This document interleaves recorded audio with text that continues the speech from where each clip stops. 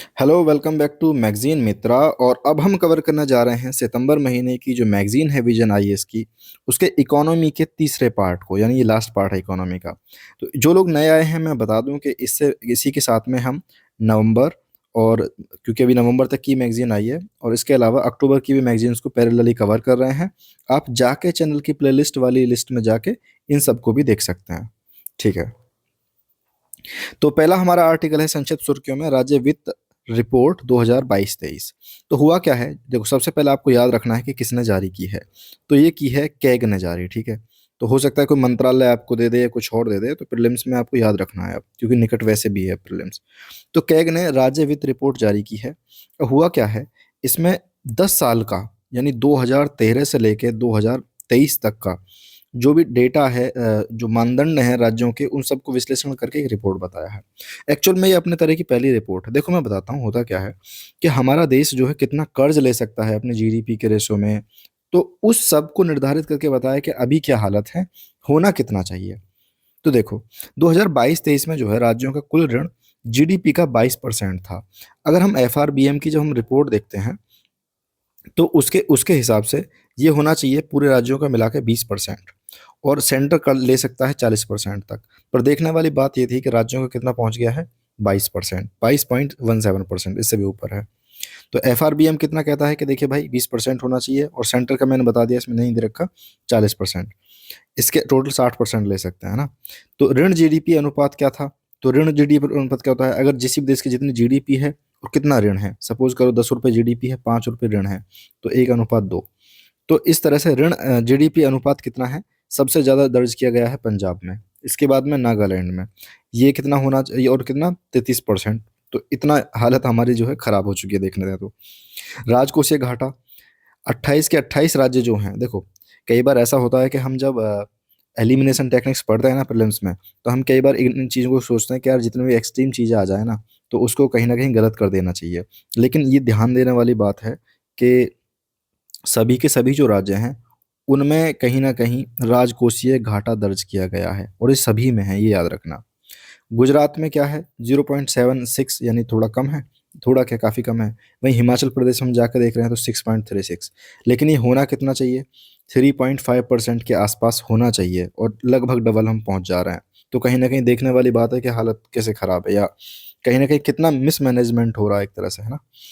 तो राजस्व सृजन जो क्षमता है उसमें भी कहीं न कहीं बहुत ज़्यादा अंतर है। जैसे हम हरियाणा को देखते हैं, तो वो खुद से क्या बोलते हैं, राजस्व का जो टैक्स वगैरह से अच्छा खासा सृजन कर लेता है, पैसे ले लेता है, बना लेता है। लेकिन हम अरुणाचल प्रदेश को देखते हैं, उसके पास ज़्यादा क्षमता ही नहीं है, तो 9% का ही सृजन कर पाता है ना। तो यार देखने वाली बात है कि अलग-अलग राज्य जो हैं, इनमें सार्वजनिक ऋण में इतना अंतर क्यों रहा है। देखो सबसे पहली बात है सब्सिडी का बढ़ता बोझ। अब तुमने देखा होगा कि कैसे फ्री में चीज़ें बाँटी जा रही हैं, कहीं पे बिजली, कहीं पे कुछ, है ना। तो और आपस में कॉम्पिटिशन हो रहा है अलग-अलग सरकारों में कि हम क्या फ्री दे दें। तो इसको लेके ना, जो कृषि ऋण की माफ़ी है, निःशुल्क है सब्सिडी, तो ये कहीं न कहीं सब्सिडी का जो बोझ है, ये बहुत ज़्यादा डेट को क्रिएट कर रहा है। उनका सरकार के कौन से अपने घर से जा रही है यार।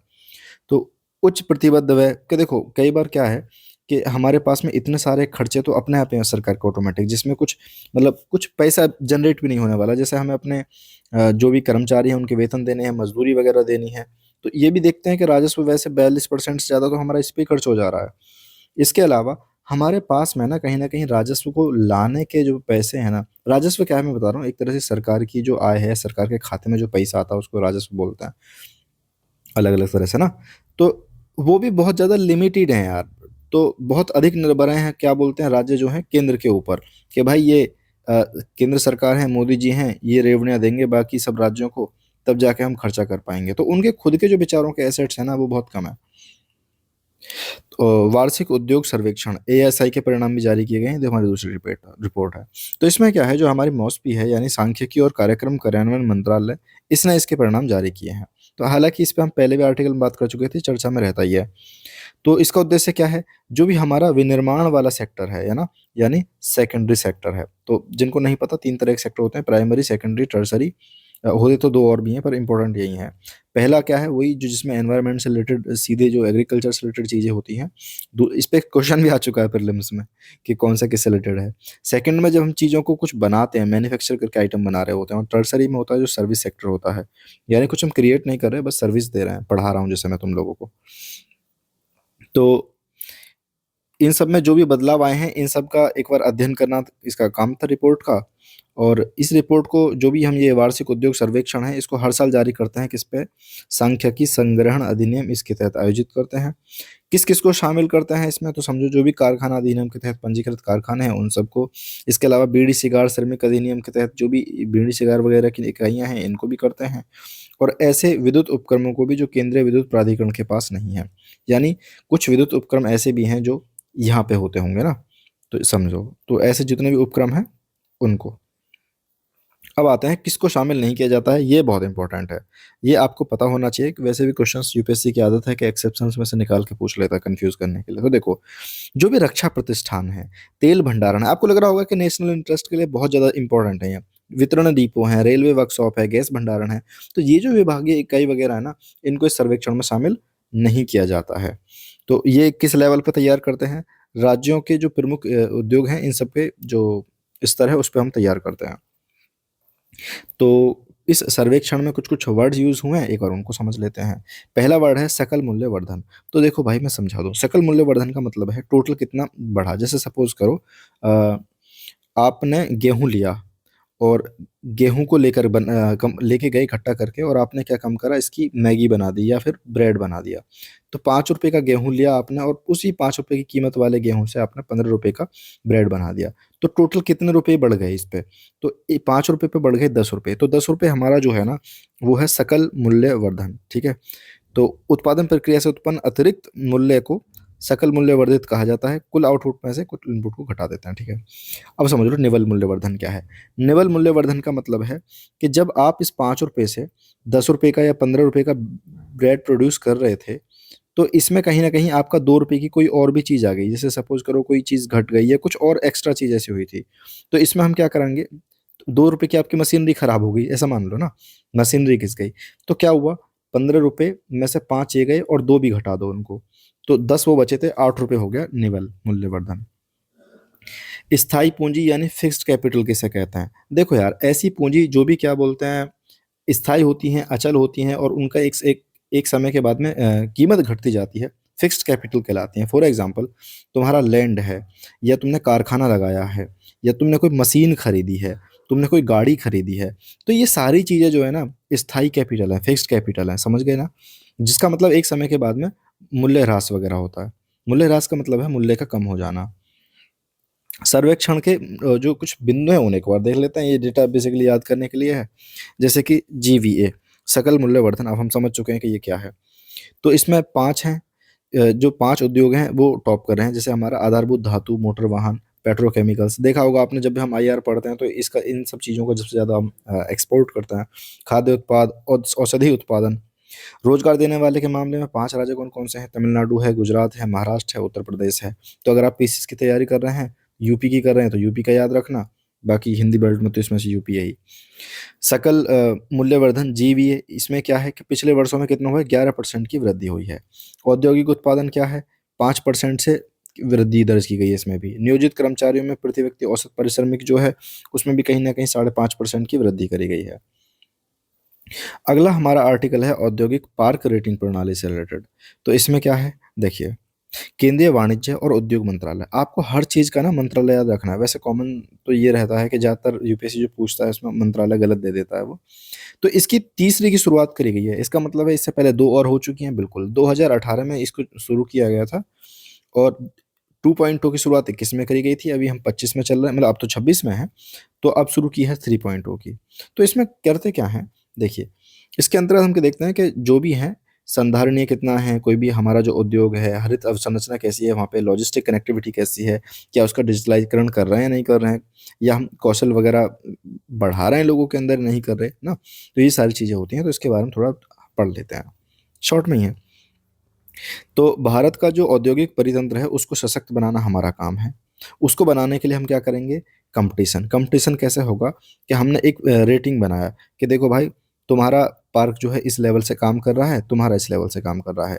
तो जब जो दो जगह की औद्योगिक संरचना के हमें बारे में पता होगी, यानी तुलनात्मक हमारे पास में जो तथ्य होंगे, तो कहीं ना कहीं औद्योगिक अवसंरचना को बढ़ाने के लिए एक प्रतिस्पर्धा जो है वो बन जाएगी। This is the main goal जो सरकार चाहती है। तो इसे कौन करता है? डीपीआईआईटी और एडीबी के विकास से सहयोग किया जा रहा है। अगर आपने पुरानी वीडियो देखी है तो हमने देखा होगा कि हम जब लॉजिस्टिक्स वाली नीति पे काम कर रहे थे, तो वहाँ पे भी हम एडीबी के साथ मिलकर काम कर रहे थे। जब हम यहाँ पे औद्योगिक पार्क रेटिंग प्रणाली पे काम कर रहे हैं, तो भी हम एडीबी के साथ काम कर रहे हैं ना। तो थोड़ा सा रिवीजन हो गया आपका। तो इसके साथ में से विकसित किया गया है। वर्गीकरण क्या है समझो भाई, वही तीन। लीडर कौन है, चैलेंजर कौन है, एस्पायर कौन है, इन तीन ग्रुप में डिवाइड किया गया है। आईपीआरएस क्या है? देखो, इंडिया इंडस्ट्रियल लैंड बैंक, ये क्या है समझते हैं। ये क्या होता है? एक ऐसा प्लेटफॉर्म है कि जो भी हमारी जो अवसंरचना है, देखो औद्योगिक अवसंरचना का मतलब होता है ऐसी अवसंरचना जो उद्योगों में बहुत मतलब बेसिक होती है, काम आती है। सड़क हो गया, वेयर हाउस हो गए, इंडस्ट्री हो गई, ये सब। तो उन सब को ला के ना, सारी औद्योगिक जानकारियों के बारे में एक जगह पे क्या बोलते हैं, प्लेटफॉर्म को दिखाती है। इसे बोलते हैं India industrial land bank, IILB। ठीक है। तो GIS का यूज करके औद्योगिक पार्कों के बारे में थोड़ा समझते हैं। तो क्या औद्योगिक पार्क वही है जहाँ पे हम वैलेंटाइन डे पे मिलते हैं? नहीं नहीं नहीं, वो अलग है, वो अलग है। तो औद्योगिक पार्क क्या होता है? ऐसे आर्थिक क्षेत्र होते हैं जहाँ पे हम क्या काम करते हैं, बहुत सारे उद्योगों को एक साथ लगाएंगे और उन्हें विकसित करने के लिए जगह बना देंगे। क्या भाई, ये वाली जो प्लेस है ना, ये वाली जो जगह है, स्पेशली डेडिकेट है कि यहाँ पे तुम उद्योगों से रिलेटेड जो भी इंडस्ट्री है या किसी भी चीज़ को करो काम, है ना। तो हम बोलते हैं ना स्पेशल इकोनॉमिक जोन, इनको ये भी बोलते हैं एक तरह से। कि यहाँ पे क्या करते हैं, जैसे हमने पिछले आर्टिकल में पढ़ा है कि जो वस्त्र निर्यात के लिए हम कर रहे हैं PM मित्र योजना, तो उसमें भी हम कहीं ना कहीं ऐसा कोशिश कर रहे हैं, FFF 5F फ्रेमवर्क लगा रहे हैं कि यार सारी चीजें एक के बाद एक के बाद एक इस पूरे एरिया में कवर हो जाए, ताकि हमारी लॉजिस्टिक की कॉस्ट बच जाए और बाकी भी इधर उधर जाने की कॉस्ट बच जाए। तो ऐसे ही ये सेम कॉन्सेप्ट काम करता है SEZ में। तो भारत में कितने हैं? 4,000 से ज़्यादा हैं समझो भाई। जैसे कि दिल्ली में आपका नरेला औद्योगिक क्षेत्र है। तो राष्ट्रीय औद्योगिक गलियारा विकास कार्यक्रम के तहत हम क्या काम कर रहे हैं, 20 प्लग एंड प्ले औद्योगिक पार्क और स्मार्ट शहर विकसित कर रहे हैं। अब ये प्लग एंड प्ले क्या है? प्लग एंड प्ले का मतलब है, इधर आओ भाई, हमने सारी चीज़ें तुम्हें बना के पहले से तैयार करके रख दी हैं, तुम आओ, तुम्हें खाली प्लग लगाना है और खेल शुरू करो अपना। समझ, ये है प्लग एंड प्ले औद्योगिक पार्क। आगे आते हैं। वित्त मंत्रालय ने बड़े जहाजों को अवसंरचना का दर्जा प्रदान किया है। बिल्कुल, ये प्रीलिम्स के पर्सपेक्टिव से इंपॉर्टेंट हो सकता है। वो पूछ लेगा कि यार अवसंरचना का प्रदान किया है, किसको किया है। लेकिन दूसरा स्टेटमेंट बनाएगा कि अवसंरचना को जो दर्जा हम प्रदान कर लेते हैं तो उससे क्या फायदा होता है, उससे रिलेटेड। तो देखो, वित्त मंत्रालय ने क्या काम किया है, जो हमारी विनिर्माण क्षेत्र के बड़े जहाजों को, बहुत बड़े बड़े जहाज जिनमें तेल वगैरह आता है ना, वैसे भी हम पिछले, अगर आप न्यूज़ को कवर करते हैं तो देखा होगा कि हम दूसरे देशों के जहाज़ों पर डिपेंड होते हैं अपनी चीज़ों को लाने के लिए। इंफ्रास्ट्रक्चर हार्मोनाइज्ड मास्टर लिस्ट में ट्रांसपोर्ट और लॉजिस्टिक्स श्रेणी में शामिल किया है। श्रेणी आपको याद रखनी है। तो सबसे पहले आपको पता होना चाहिए कि बड़े जहाज़ों के निर्माण क्षेत्र की, और कौन सी वाली लिस्ट में हमने किया है, ट्रांसपोर्ट और लॉजिस्टिक लिस्ट में हमने शामिल कर लिया है। ठीक है। तो इससे क्या होगा, जो हमारा घरेलू जहाज में निर्माण है कर रहे हैं, वो कहीं ना कहीं मजबूत होगा, और जो समुद्र से रिलेटेड जो उद्योग हम कर रहे हैं वो भी मजबूत होगा। तो एक बड़े जहाज को देखो, फिर वही आ गया ना कि बड़ा जहाज क्या होता है। मतलब पता नहीं क्यों मेरी ऐसे अंतरात्मा कह रही है कि UPSC रख सकता है ऐसे सवाल को। तो बड़े जहाज को करने के लिए कुछ मानदंड भी होते होंगे, हर किसी को बड़ा थोड़ी कह देंगे, बिल्कुल है। जो भारत के स्वामित्व में है, भारत के स्वामित्व में मतलब है भारत ने खरीद रखे हैं, या फिर भारत के ध्वज के अंदर संचालित होते हैं ना। और उनकी कितनी है क्षमता, कितनी है, 10,000 ग्रॉस टन। तो एक तो ये हो गए। लेकिन कुछ ऐसे भी होंगे, ये तो है स्वामित्व, यानी बनाए किसी और देश ने है। दूसरा है जो भारत में बने हुए हैं, भारत का स्वामित्व है और भारत के ध्वज के अंदर भी चल रहे हैं। तो और उनकी क्षमता अगर 1500 टन भी है तो हम उनको भी बड़े जहाज ही मानेंगे, समझो भाई। अपने बनाए हुए छोटे भी हमारे बड़े हैं, दूसरों के बड़े ही बड़े हैं, याद रखना। और है क्या, दोनों में एक चीज कॉमन है कि भारत का स्वामित्व, ठीक है, जो इसमें शामिल है। तो शामिल होने का महत्व क्या है? देखो, सबसे पहली बात है, अगर आप किसी चीज को अवसंरचना का दर्जा देते हो, तो आप उस क्षेत्र में ऋण को मंगा सकते हो किसी से, कि देखो भाई, हम ये वाली एक अवसंरचना है, तो आप बाहर से निवेश वगैरह को, ऋण वगैरह को, तो उसको एक तो आपको पहुंच हो जाती है अच्छी खासी। इसके अलावा जो ECBs हैं, जो बाहर से उधारी लेते हैं, ECBs बोलते हैं बाह्य वाणिज्य गुणादि, यानी जब हम बाहर से किसी और देश से क्या बोलते हैं, किस चीज़ पे काम करने के लिए पैसा लेते हैं तो उसको हम ईसीबी बोलते हैं। अलग अलग चीज़ होती हैं, जैसे ईसीबी है, रेमिटेंस होता है। रेमिटेंस अलग चीज़ है कि रेमिटेंस में कि कोई विदेश में आपका आदमी कमा रहा है वहाँ जाके, तब वो भारत में भेज रहा है। तो ये पैसा है एक ही है, दूसरे देश से आ रहा है लेकिन अलग अलग तरीके से आ रहा है ना। तो व्यवहार्यता अंतराल वित्त पोषण की सुविधा, मतलब वही है कि वित्त पोषण की सुविधा मिलती है और टैक्स वगैरह जो है उसको भी छूट मिलती है, कहीं ना कहीं प्रोत्साहन वगैरह प्राप्त होते हैं। भारत में पोत परिवहन क्षेत्र की स्थिति कैसी है? देखो समझो, मैंने बताया था पहले ही कि देखो विदेशी निर्भरता बहुत ज़्यादा है। 95%, आई रिपीट, आज़ादी के 75 साल बाद भी 95% जो व्यापार है हम विदेशी जहाज़ों के माध्यम से करते हैं। अभी कुछ समय पहले यूरोपियन यूनियन ने बैन लगा दिया था कुछ जहाज़ों पे जो रशिया के साथ में व्यापार कर रहे थे। तो देखने की चीज़ है कि यार 95% तो हम दूसरों पर डिपेंड हैं। कोई जहाज़ ना दे हमारा व्यापार बंद हो जाएगा। इसके चलते भारत हर साल विदेशी कंपनियों को कितने $75 बिलियन का भुगतान करते हैं हम, समझ रहे हो आप? इतना पैसा हम केवल किराए में दे दे रहे हैं कि लो भाई। जहाज निर्माण में हिस्सेदारी कितनी है? जब है ही हमारा कम तो ओवरऑल 0.06% इतनी हमारे जहाज निर्माण में हिस्सेदारी है। ये हम मुगल काल में पिछड़े हुए थे इस चीज में और अभी भी पिछड़े हुए हैं। लक्ष्य, सरकार का लक्ष्य है कि भाई 2047 तक हम क्या काम करेंगे, जो भी जहाज निर्माण करने वाले शीर्ष के 5 देश हैं उनमें कैसे शामिल हो जाएं। और जो हमारा मैरीटाइम अमृत विजन काल है, इसके हिसाब से हमने कोशिश करी है कि देखो यार, स्वदेशी पोत परिवहन और जहाज निर्माण क्षमता में हम 54 मतलब $54 ट्रिलियन का निवेश करने जा रहे हैं। तो इसको निवेश को शुरू करने के लिए कुछ मजबूत पहले भी हैं, बिल्कुल यार, मजबूत करने के लिए कुछ मजबूत पहले ये हैं कि भारतीय पोत परिवहन निगम, इसमें हम क्या कर रहे हैं, भारत कंटेनर शिपिंग लाइन की स्थापना कर रहे हैं। कोस्टल ग्रीन शिपिंग कॉरिडोर की स्थापना कर रहे हैं, जिसमें सबसे पहले हम क्या कर रहे हैं, कांडला से तूतीकोरिन वाला जो कॉरिडोर है उसको विकसित करेंगे। इसके अलावा जो आपका मेरीटाइम इनोवेशन हब है, यानी समुद्र से रिलेटेड जो भी हम बढ़िया बढ़िया इनोवेशन कर सकते हैं, उसके साथ साथ सागरमाला स्टार्टअप और इनोवेशन वगैरह भी हमने शुरू की है। जहाज रानी क्षेत्र की समस्या क्या है? देखो समस्या सबसे बड़ी बात है कि ऐसा तो ये सेक्टर है नहीं कि इसमें एमएसएमईज या कोई भी मुंह उठा के घुस जाएगा। सबसे पहली बात है कि भाई यहाँ पे मोटा पैसा चाहिए, ठीक है, तो हमेशा पूंजी की कमी रहती है। दूसरी बात, पुराने जहाज़ों का बेड़ा और टैक्स रिलेटेड भी, और कहीं ना कहीं हमारे पास टैलेंट की तो खैर हर चीज़ में कमी है यार, डकैती करने के अलावा। अगला हमारा आर्टिकल है, कैबिनेट ने जहाज निर्माण का बढ़ावा देने के लिए कुछ पैकेज की मंजूरी दी है, इसी से रिलेटेड है जो हमने ऊपर पढ़ा है। तो सबसे पहले इसमें 4 दृष्टिकोण होंगे। क्या है? देखो, घरेलू क्षमता को हम कैसे मजबूत कर सकते हैं, लॉन्ग टर्म में कैसे फाइनेंशियल जो सुधार है उनको कैसे कर सकते हैं। इसके अलावा ग्रीन फील्ड और ब्राउन फील्ड शिपयार्ड विकास को बढ़ावा देना, दोनों पे हम बात कर चुके हैं। ग्रीन फील्ड यानी वो जिसमें जीरो से काम करना है, ब्राउन फील्ड जो पहले से एस्टेब्लिश है उसको सुधार करना है। तकनीकी क्षमताओं का कौशल बढ़ाना, कानूनी करना, यानी ऊपर जो हमने कमियां पड़ी थी उस पर सुधार करने की काम करे हैं। तो पैकेज में क्या क्या शामिल है? 4 चीजें शामिल हैं। सबसे पहला है वित्तीय सहायता प्रदान करना। तो इसने क्या काम करा है कि इसको बढ़ा करके 31 मार्च 2036 तक कर दिया है। अब ये जहाज निर्माण को बढ़ावा देगा ऐसे प्रोत्साहन करने के लिए। दूसरा, पैसा इकट्ठा करने के लिए इन्होंने एक कोष बनाया है, समुद्री विकास कोष, जिसका उपयोग करेंगे हम जहाज को बनाने में, निर्माण क्लस्टर करने में, मरम्मत करने में, स्वामित्व में, इस सब में, ठीक है। तीसरा जो हमारा पॉइंट है वो है जहाज निर्माण विकास योजना। तो इसमें क्या काम करेंगे, सालाना 4.5 मिलियन टन तक का जो है निर्माण क्षमता हम बढ़ा देंगे अपनी। सारी पहलों को निगरानी करने के लिए एक हमारा टोटल बनाया जाएगा। चौथा, वह राष्ट्रीय जहाज निर्माण मिशन, इसकी भी शुरुआत की जाएगी। एडवांस ऑथोराइजेशन स्कीम, अब ये क्या है देखो समझो, वस्त्र निर्यातक वगैरह जो हैं उनको मतलब थोड़ी राहत देने के लिए ये वाली स्कीम शुरू करी गई है। देखो होता क्या है, जब आप कोई बाहर से मतलब विदेश से कोई मटेरियल जो है भारत में इंपोर्ट करते हैं कि भाई मुझे जो है ये, और इंपोर्ट इसलिए करें ताकि आप बाद में एक्सपोर्ट कर सकें, है ना। इंपोर्ट किया ताकि आप एक्सपोर्ट कर सकें। तो होता क्या है, आपने इंपोर्ट किया तो आपकी कोई ड्यूटी वगैरह लग गई, चार्जेस वगैरह लग गए, एक्सपोर्ट कर रहे हैं फिर से ज़्यादा हो गई। तो वही है, देखो भारत की सरकार का टोटल उद्देश्य है कि हम अपने निर्यात को विदेशों में प्रतिस्पर्धी कैसे बना दें। प्रतिस्पर्धी का मीन्स है कि कंपटीशन, मतलब देखो सपोज करो चाइना ने ₹5 का कपड़ा बेच रहा है चाइना मार्केट में, और हमारा ₹5 का यहाँ बन पा रहा है, और टैक्स वैक्स लग के हमारा हो गया ₹6 का।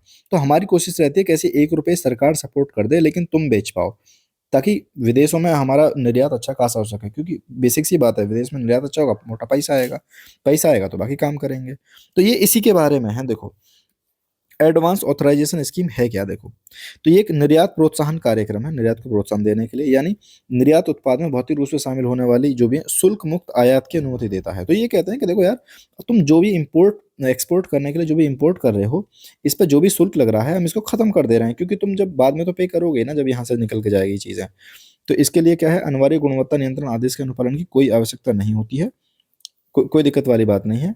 और आप बस कच्चा माल आयात कर रहे हो, बिल्कुल करो, हम इस पे कोई आपको शुल्क नहीं लेंगे। ये सिंपल सी बात ये है, ये वाली स्कीम है। तो इसमें कौन कौन शामिल हैं? विनिर्माता, निर्यातक और सहायक विनिर्माता निर्यातक से जुड़े जो भी मर्चेंट निर्यातक हैं वो सब शामिल इसमें होंगे, ठीक है। और किसी भी उत्पाद के लिए अनुमत आगतों की मात्रा निर्यात उत्पाद की परिभाषित जो भी मानदंड है उस पर आधारित होती है। वेल, हमारा अगला आर्टिकल है भारतीय पहल। तो भारतीय पहल क्या है? भारतीय पहल, जैसे हमने ऊपर कपड़े से रिलेटेड पढ़ा ना, तो हमारा एक और चक्कर है कि यार हम कैसे ज़्यादा से ज़्यादा कृषि जो खाद्य निर्यात हैं उसको बढ़ावा दे सकें। देखो, हमें करनी है किसान की आय दोगुनी। वो कैसे होगी? जब किसान का जो भी चीज़ें बन रही हैं हम उसको ज़्यादा से ज़्यादा प्रसंस्करण वगैरह करें, कुछ अच्छी-अच्छी चीज़ें बनाएँ और विदेश में एक्सपोर्ट करें। तो फिर उसका जो कच्चा माल है वो भी कहीं न कहीं महँगा जाने लगेगा। तो वो उसी का एक हिस्सा है। तो शुरू किसने किया? एपीडा ने। कृषि खाद्य स्टार्टअप को समर्थन देने के लिए क्या काम कर रही है? ये याद रखना, एपीडा कर रही है इसको ना। तो इसमें क्या है, भारत का जो कृषि खाद्य निर्यात को बढ़ावा देने के लिए भारतीय पहल शुरू की है। भारतीय पहल की फुल फॉर्म है Bharat hub for agritech resilience advancement and incubation for export enablement. इसका तो इस उद्देश्य क्या है, जो भी ऐसे 100 स्टार्टअप हैं जो कृषि में काम कर रहे हैं खाद्य से रिलेटेड, तो हम उनको 2030 तक $50 बिलियन का निर्यात लक्ष्य हमने प्राप्त कर रखा है। तो ऐसे हम 100 स्टार्टअप को चुनेंगे, उनको 3 महीने कुछ ट्रेनिंग देंगे कि आप और बढ़िया कैसे कर सकते हैं अपने फील्ड में। इसके अलावा उत्पाद कैसे कर सकते हैं, निर्यात कैसे कर सकते हैं, विनियम कैसे आप मार्केट तक पहुंच ले सकते हैं, मार्केटिंग कैसे करनी है, उन सारी चीज़ों को ट्रेनिंग सरकार दिलाएगी। इसके अलावा कुछ ऐसे स्टार्टअप को आकर्षित करेंगे जो थोड़ा एडवांस लेवल पे काम कर रहे हैं। ऐसे नहीं कि यार लेके आए बिस्कुट बनाया, 10 रुपए का वाला बिस्किट कितने का है जी पे काम नहीं करना है। हमें क्या काम करना है, एआई पे कैसे कौन काम कर रहा है, साथ में ब्लॉकचेन से जुड़ के कैसे काम कर रहे हैं, आईओटी इंटरनेट ऑफ थिंग्स पे कैसे काम कर रहे हैं, कोल्ड चेन, है ना। तो हम ऐसी सारी चीज़ों देख रहे हैं, यानी जो एडवांस काम कर रहे हैं, क्योंकि भाई टिकेगा वही जो एडवांस पे 2 कदम आगे चल रहा होगा, चाहे तैयारी हो या बिजनेस। उच्च मूल्य श्रेणियों में नवाचार को बढ़ावा देना, जैसे जीआई टैगिंग के लिए जो भी कृषि उत्पाद हैं उनको, ऑर्गेनिक फूड हैं, सुपर फूड हैं, आयुष उत्पाद हैं, पशुपालन से जुड़े हैं, तो हम उन सब के नवाचार कैसे कर सकते हैं, नई नई चीज़ें कैसे ला सकते हैं। इसके अलावा क्या है, निर्यात के सामने जो चुनौतियाँ आती हैं उनके समाधान निकालना। जैसे एक तो हमने बताया था कैसे उत्पाद विकास करना, मूल्य संवर्धन करना, गुणवत्ता वगैरह अच्छी बना के रखना, जो जल्दी खराब हो जा रहे हैं उन पे थोड़ा काम कर सकते हैं। तो किस कृषि स्टार्टअप जो है उसमें कृषि निर्यात को बढ़ाने में भूमिका क्या है, इनकी क्या भूमिका है कृषि निर्यात को बढ़ाने में? देखो, गुणवत्ता और प्रसंस्करण में सुधार। सबसे पहले कि देखो यार, निर्यात योग्य उत्पादों के लिए इनपुट मार्गदर्शन ट्रेसेबिलिटी प्रदान करना, ये काम करते हैं। इसके अलावा बाजार की सुविधा उपलब्ध कराते हैं। इसके अलावा प्रौद्योगिकी उपयोग जो है उसकी भी क्या बोलते हैं, प्रबंधन करते हैं ये कृषि स्टार्टअप जो है, ठीक। और इसके अलावा आपूर्ति श्रृंखला को भी व्यवस्थित करने का काम करते हैं कृषि स्टार्टअप। तो बेसिकली ये बता रहे हैं कि एग्रीकल्चर से रिलेटेड जो भी स्टार्टअप हैं वो कृषि निर्यात को कैसे बढ़ाने में भूमिका देते हैं, तो उसके ये 4 पॉइंट उन्होंने दे रखे हैं। ग्लोबल इनोवेशन इंडेक्स, तो हम फिर आगे बढ़ते हैं। देखिए, वीपो यानी आपका जो विश्व बौद्धिक संपदा संगठन है, इसने ग्लोबल इनोवेशन इंडेक्स 2025 जारी किया है। तो ये क्या है, 139 देश इसमें शामिल हैं। और क्या काम करता है ये, तकनीकी प्रगति कितनी हुई है और सामाजिक आर्थिक प्रभाव क्या है, इस सबको अपनाने काम करता है। हालांकि भारत ने इसमें अच्छा परफॉर्मेंस दिया, मतलब इसकी शुरुआत हुई थी 2007 में। और ये जो है कहीं ना कहीं जो संयुक्त राष्ट्र हमारा यूएनजी है, महासभा है, उसकी नीतियों से रिलेटेड ये मान्यता प्राप्त है। और जीआई 2025 में कुछ प्रमुख बिंदु ये हैं कि 2015 में क्या हुआ है, भारत की रैंक थी 81, 15 में, बहुत पुरानी कंपेयर कर रहे हैं। अभी हमने बहुत बढ़िया काम किया यार, 38 पे हम पहुंच गए। पीसीएस वगैरह की तैयारी कर रहे हैं तो ये रैंक बहुत इंपॉर्टेंट हो जाती है। शुरुआत कब हुई थी याद रख लो तो ठीक है, नहीं भी रहता तो कोई बहुत बड़ी मैटर तो नहीं है। भारत वियतनाम के साथ सबसे लंबे समय तक बेहतर प्रदर्शन करने वाला देश रहा है। 15वें साल में हमने विकास की बेहतर उम्मीद कर रहे हैं। बाकी सबसे ज़्यादा देखो, आपको कितने बढ़िया बढ़िया मेरिट लिस्ट होते हैं, उन सब में नाम मिलेगा, फिनलैंड, स्विट्जरलैंड, डेनमार्क, इन सब का है ना। तो इसमें भी स्विट्जरलैंड है, इसके बाद में स्वीडन, यूएसए, कोरिया और सिंगापुर वगैरह हैं। जब हम क्लस्टर्स की बात करते हैं, ग्रुप्स की बात करते हैं, तो शेंजिंग, हांगकांग और ग्वांगझाओ वाला जो चीन का हांगकांग का एरिया है वो है। इसके अलावा आता है टोक्यो, योकोहामा वाला, ठीक है। तो भारत में रिलेटेड जो 4 सीट्स हैं वो हैं बेंगलुरु, दिल्ली, मुंबई और चेन्नई। तो सुधार के लिए कुछ पहले करी हैं, बिल्कुल यार, नवाचार में सुधार के लिए पहले की हैं, तभी तो हम इतना अच्छा मतलब काम कर पा रहे हैं ना। तो देखो, सबसे पहला स्टार्टअप इंडिया कार्यक्रम। तो इसमें क्या है, स्टार्टअप की जो भी है खोल रहे हैं स्टार्टअप, उनको हम पैसा कैसे दें, उनको फंड कैसे प्रोवाइड कराएं, क्रेडिट गारंटी कैसे दें कि भाई आपको मिल जाएगा, भाई लोन मिल जाएगा, उस पर छूट कैसे दें, ये सब काम कर रहे हैं स्टार्टअप इंडिया कार्यक्रम के तहत। हम बार बार पढ़ते हैं इनको। अटल इनोवेशन में क्या कर रहे हैं, हम नवाचार बढ़ावा देने के लिए कुछ कार्यक्रम नीति बना रहे हैं। National initiative for development and harnessing innovation यानी निधि में हम क्या काम कर रहे हैं, जो भी स्टार्टअप पहले से बहुत अच्छे चल रहे हैं उनमें करने के लिए, उनको कैसे हम विचारों को पोषित करने के लिए एक छत्र कार्यक्रम है। इसके अलावा accelerating growth of new ideas innovation यानी अग्नि मिशन चल रहा है हमारा, नीति फ्रंटियर टेक रिपोजिटरी चल रहा है, प्रधानमंत्री रिसर्च फेलोशिप वगैरह। तो ये बेसिकली बाकी योजना है जिनके कारण हम नवाचार कर पा रहे हैं। देखने हैं भारत का नवाचार का परिदृश्य क्या है, तो दो तरह से हम काम कर रहे हैं। देखिए, सबसे पहला है ज्ञान और प्रौद्योगिकी का उत्पादन। अब हम देख रहे हैं कि यार इंटरनेशनल जो पेटेंट फाइलिंग हो रही है ना, उसमें हमारी 22% की वृद्धि हो गई है 23-24 में जो हम देखते हैं। वहीं कहीं ना कहीं हमारा जो वैज्ञानिक प्रकाशन है वो भी बढ़ गया पहले की अपेक्षा, यानी कहीं ना कहीं हम ग्रोथ डेवलपमेंट तो अपना कर रहे हैं। क्रिएटिव आउटपुट में क्या है, 2023 में था हमारा 49वां, 24 में 43वां, और देखो इसमें 42वां, यानी लगातार हम सुधार करते जा रहे हैं क्रिएटिव आउटपुट्स के मामले में भी। इसके अलावा मजबूत सांस्कृतिक और रचनात्मक सेवाओं का निर्यात भी हमारा पहले से ज़्यादा बढ़ा है। और नवाचार तो हमारा देखो हर तरह से बढ़ ही रहा है। कैसे, जब हम अलग अलग जगह देखते हैं ना, तो कैसे आईसीटी सेवा निर्यात में पहले स्थान पे, ठीक है, ये आईसीटी में इंफॉर्मेशन कम्युनिकेशन टेक्नोलॉजी ये सब जो है, तो आईसीटी में हम पहले नंबर पे हैं, घरेलू बाजार में पैमाने पे तीसरे नंबर पे हैं, वेंचर कैपिटल इकोसिस्टम में हम चौथे नंबर पे हैं, यूनिकॉर्न के मामले में 11वें नंबर पे पहुंच गए हैं, इंटेंजिबल एसेट के मामले में 8वें नंबर पे हैं, नवाचार दक्षता में ये हमारी उच्च आउटपुट टू इनपुट है, ठीक है, उच्च आउटपुट मतलब अ, बढ़िया आउटपुट निकाल रहे हैं हम इनपुट की तुलना में। विश्व व्यापार रिपोर्ट WTR, अब इसको भी एक बार देख लेते हैं। तो WTO ने जारी करी है, इसके अलावा इसमें बताया है पूरी में कि भाई एआई कैसे, क्या बोलते हैं, किसी भी क्या बोलते ट्रेड को जो है कितना बढ़िया हम फायदा बैठा सकता है, और कैसे हम जो इनकम का इक्वली डिस्ट्रीब्यूशन है उसको कैसे सहयोग दे सकते हैं। WHO की ये वाली रिपोर्ट इस पे आधारित है। तो सबसे पहले बता रहा है कि यार एआई व्यापार में और जो हमारा सस्टेनेबल डेवलपमेंट है उसमें कैसे बढ़ावा दे सकती है। तो सबसे पहला है कि व्यापार की लागत में कमी हो जाएगी, उत्पादकता बढ़ जाएगी, क्योंकि एआई का यूज क्या करेंगे हम, लॉजिस्टिक्स को बेहतर बनाएंगे। इसके अलावा भाषा संबंधी जटिलताएं इन सबको दूर करेंगे, और कहीं ना कहीं वैश्विक व्यापार में ज़्यादा वृद्धि हो जाएगी। स्किल प्रीमियम को हम कम कर सकते हैं। स्किल प्रीमियम का मतलब है क्या है कि देखो, जो भी हाई कौशल वाले हैं और लो कौशल वाले हैं, इन दोनों को कितना वेतन मिलता है उसको अनुपात को लगाते हैं। तो स्किल स्किल प्रीमियम जो है वो कम हो जाएगा, कम स्किल प्रीमियम ज़्यादा अच्छी चीज़ है ना।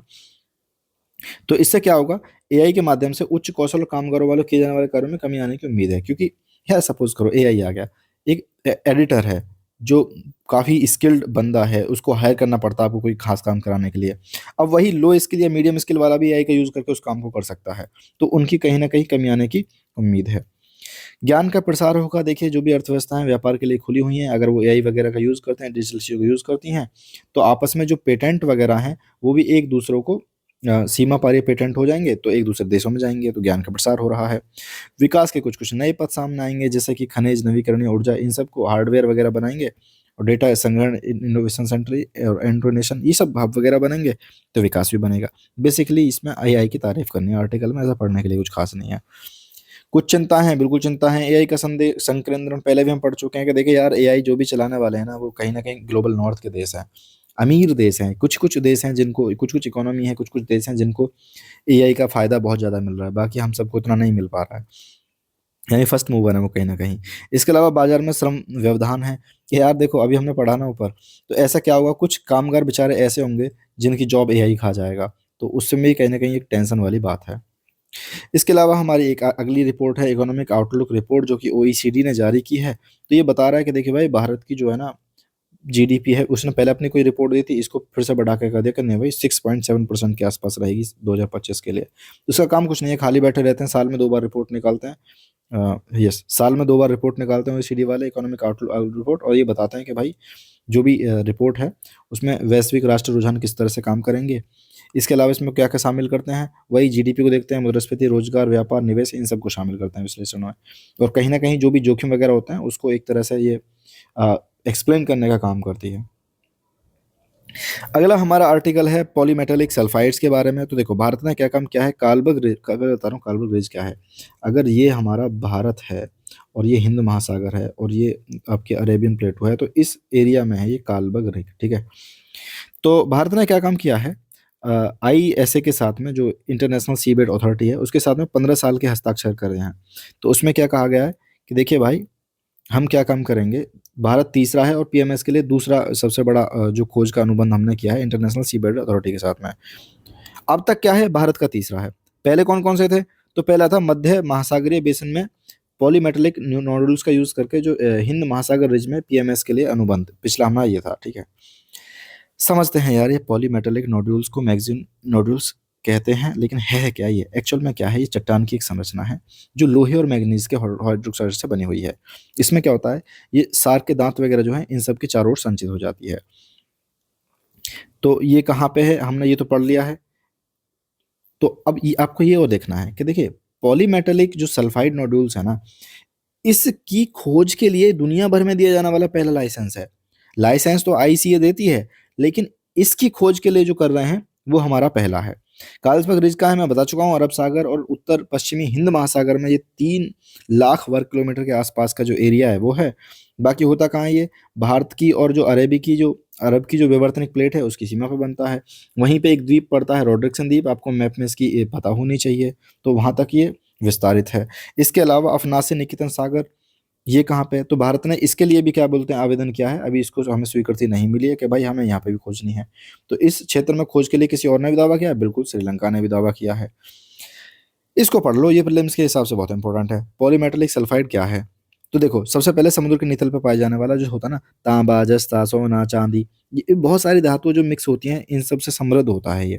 तो ये निक्षेप होते हैं, निक्षेप के रूप में, ऐसे थोड़ी कि प्योर मिला होगा, प्योर तो हमें बनाना होता है। तो होता क्या है, जो भी आपकी आपने देखा ना कि दरार वगैरह होती है समुद्र के अंदर, तो उसमें क्या होता है, जो नीचे से गरम गरम पदार्थ निकल के आता है, तो वो जब निकल के समुद्र में जमा होता है, तो उससे कहीं ना कहीं जो धातु सल्फाइड्स हैं इन सब का जमा हो जाता है। कौन कौन से, ये ठीक है, इन सब का। अंतर्राष्ट्रीय समुद्र तल प्राधिकरण, इसको समझते हैं, 1994 में ये बना था। UN क्लॉज के तहत ही काम करता है, यानी समुद्री कानून पर जो संयुक्त राष्ट्र का अभिसमय है। किंगस्टन जमैका में इसका क्या बोलते हैं मुख्यालय है। और 1982 में अनक्लोज को 94 में स्वायत्त अंतर्राष्ट्रीय संगठन बना दिया था। ये एक तरह से स्वायत्त है, ठीक है, इसके अंडर में काम नहीं कर रहा है। इसके अलावा ये देखता है कि भाई देखो, समुद्री पर्यावरण को उन हानिकारक प्रभावों से, कौन कौन से हानिकारक प्रभाव हैं, हम उनसे कैसे बचा सकते हैं, कौन सी परमिशन देनी है, कौन सी नहीं देनी है, वो इसका काम है। यूनिवर्सल पोस्टल यूनियन, इसको समझो भाई, ये समझ में ये इतना आ सकता है कि किससे रिलेटेड है, काम क्या है इसका। तो केंद्रीय संचार मंत्रालय ने क्या काम करा है, यूनिवर्सल पेमेंट इंटरफेस, यूनिवर्सल जो आपका UPU है, इसका एकीकरण करके एक योजना है, उसका काम क्या है, उसका काम क्या है, सीमा पार जो रेमिटेंस है उसको आसान बनाना। देखो ऊपर हमने पढ़ा था ना, एक ECB बड़ी थी, ECB अलग चीज हो गई। अब रेमिटेंस, रेमिटेंस क्या होता है, सपोज करो इंडिया का कोई आदमी गया USA में, और जाके उसने सॉफ्टवेयर इंजीनियर की वहाँ पे जॉब की और पैसा कमा के भेज रहा है भारत।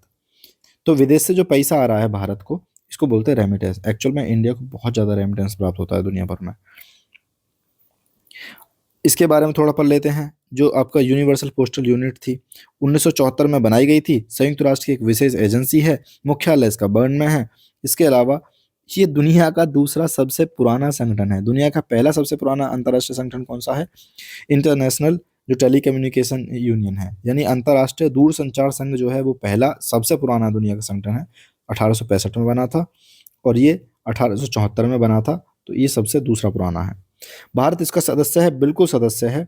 बाकी ये क्या काम करता है, पहला मंच है जो लोगों के बीच में पोस्टल क्षेत्र में संस्थाओं में संपर्क वगैरह कराता है, नेटवर्किंग। हॉलमार्किंग पे हमारा अगला आर्टिकल है। ये छोटे छोटे पॉइंट हैं, प्रीलिम्स में यहाँ से सवाल बहुत आसानी से बनाया जा सकता है, अगर मतलब कोई होगा बना देगा। तो इसने क्या काम करा, इसने कहा कि देखो भाई, सोने के लिए तो हम कर रहे थे, आइए चांदी के आभूषणों पर भी हम हॉलमार्किंग वगैरह हम कर लेते हैं। तो हॉलमार्किंग, इसकी भी हम शुरुआत कर दी है। तो ये भी कैसा है, जैसे सोने की हॉलमार्किंग होती है उसी की प्रणाली के ठीक ये भी अनुरूप है, शुद्धता पता चल।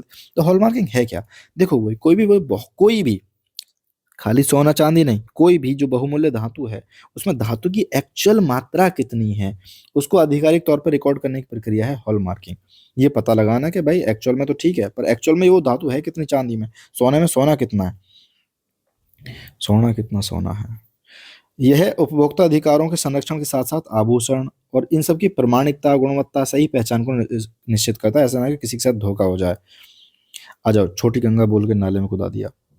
भारत में जो बीआईएस है इसको विनियमित करता है। अब देखो, ये आपको पता होना चाहिए, रट्टा मार लो, भारत में बीआईएस करता है हॉलमार्किंग से रिलेटेड जो भी काम है उसको विनियमित करने का काम। तो ये आपको पता होना चाहिए। बीआईएस, भारतीय मानक ब्यूरो, दे देगा कोई भी मतलब दे देगा, वो दे देगा, किसी भी डिपार्टमेंट को दे देगा कि ये करता है वो करता है, पर ये करता है उपभोक्ता करता है, उपभोक्ता संरक्षण ऐसा कुछ नहीं करता, बीआईएस करता है। बीआईएस के बारे में, इसका मुख्यालय दिल्ली में है। केंद्रीय उपभोक्ता मामले, खाद्य और सार्वजनिक वितरण मंत्रालय के तहत ये राष्ट्रीय मानक का निकाय है एक तरह से। इसमें इसको जो स्थापना करी गई है, राष्ट्रीय मानक ब्यूरो अधिनियम 1986 के तहत की गई है और 2016 के हिसाब से चल रहा है। काम क्या है इसके? वही स्टैंडर्ड निर्धारित करना कि किस लेवल की कौन सी चीज़ है, उत्पादकों का प्रमाणन करना, आईएसआई मार्क भी देता है, हॉल मार्किंग भी देता है। तो आपका काम है जाके आईएसआई मार्क और हॉल मार्किंग के बारे में थोड़ा सा एक्स्ट्रा पढ़ लेना। चलिए भाई, अफीम की खेती, तो केंद्र सरकार ने क्या काम करा है, मतलब कुछ कुछ हर जगह आर्टिकल में इंपॉर्टेंट फैक्ट होता है, मैं उनको बता ही देता हूँ तुम्हें। बाकी तो बहुत नहीं बताने का, इसको पूरा समझाने का तो पढ़ना ही पड़ता है, मजबूरी है भाई मेरी भी। केंद्र सरकार ने अफीम की खेती के लिए वार्षिक लाइसेंस नीति की घोषणा करी है। तो इसमें हर साल ये लाइसेंस वगैरह जारी की जाती है। तो इसके तहत बनाए जाते हैं, किसके? एनपीडीए एनडीपीएस के। अफीम के बारे में पढ़ो, ये है इंपॉर्टेंट, काम की चीज़ तो ये है ना। तो देखो, जो अफीम पोसता है, ओपियम पॉपी, इसके पौधे से गोंद जो होती है, अफीम गोंद प्राप्त करते हैं। इसमें कुछ कुछ एल्कलाइड्स होते हैं। एल्कलाइड क्या होते हैं? एल्कलाइड वो होते हैं जिसमें कार्बन और नाइट्रोजन जो है मिक्सेस होती हैं। तो इसमें जैसे कि कोडीन, थायबाइन, और इसके अलावा मॉर्फिन का उपयोग करते हैं दर्द निवारक के रूप में। कोडीन का उपयोग कई बार हम देखते हैं कि खांसी की दवा में होता है। कई बार हम पढ़ जाते हैं ना कि तुम किसी स्टोर पे गए दवाई लेने, उसने मना कर दिया कि नहीं भाई दवाई नहीं मिलेगी, पर्चा दिखाओ डॉक्टर का। तो वो इसीलिए नहीं मना कर देते हैं क्योंकि वो कहीं ना कहीं उसमें कुछ ऐसी चीजें जिनका उपयोग आप नशा करने के लिए कर सकते हो। इसके अलावा इसे खाद्य योग्य बीज और बीज से तेल निकालने के लिए भी उगाया जाता है। अब देखो, ये है इंपॉर्टेंट बात विलियम्स के हिसाब से, भारत एकमात्र ऐसा देश है जिसे यूनाइटेड नेशन सिंगल कन्वेंशन और नारकोटिक ड्रग्स द्वारा अफीम गोंद का उत्पादन करने के लिए निर्धारित किया गया है। बीज बीज कर रहे होंगे लेकिन भारत अकेला है, समझो। और ऐसे टोटल कितने जिन्हें अफीम उत्पादन करने की परमिशन है? 11 हैं। लेकिन भारत अकेला है जो अफीम गोंद को बना सकता है। तो वो गोंद नहीं बनाते, ये याद रखना। भारत में अफीम की खेती, तो देखो, एनडीपीएस अधिनियम केंद्र सरकार को अफीम पोस्ता खेती के लिए अनुमति देती है। किसके लिए? कि हम चिकित्सा के लिए या फिर वैज्ञानिक उद्देश्य के लिए। ऐसे नहीं है खाने के लिए नहीं है भाई ये। इसके अलावा ये प्रीलिम्स के पर्सपेक्टिव से ये फिर से इंपॉर्टेंट एक क्या बोलते हैं पॉइंट है कि देखो, 3 ही राज्य हैं, मध्य प्रदेश, राजस्थान, उत्तर प्रदेश, जहाँ पे खेती की जाती है। उत्तर प्रदेश का तो आपको याद होगा, मिर्जापुर वाली मूवी देखते हैं तो पोस्ता के खेतों का इधर उधर वो परमिशन वाला खेल चलता रहता है, मध्य प्रदेश वाले एरिया की साइड में। तो राजस्थान में भी होती है, याद रखना। केंद्रीय नारकोटिक्स ब्यूरो, ये सब इसके लिए लाइसेंस जारी करता है ये। और इसमें क्या काम करता है? ये कहता है कि देखो भाई किसान जी, आप जितने भी अफीम की खेती कर रहे हैं ना, पोस्ता की, तो ये सारी आपको हमें देनी है जितनी उत्पादित है। ऐसा नहीं कि बचा के रख लें, फूकने लग जाए। तो जितने भी है, और कीमत कौन तय करती है? कीमत सरकार तय करती है। तो दोस्तों, आज के आर्टिकल में फिलहाल इतना ही। अगले हम कवर करेंगे सुरक्षा से रिलेटेड। अगर आपने चैनल को सब्सक्राइब नहीं किया है तो क्या कर रहे हो यार, जाके करो। मैं मेहनत करने की कोशिश कर रहा हूँ, बताने की कोशिश कर रहा हूँ।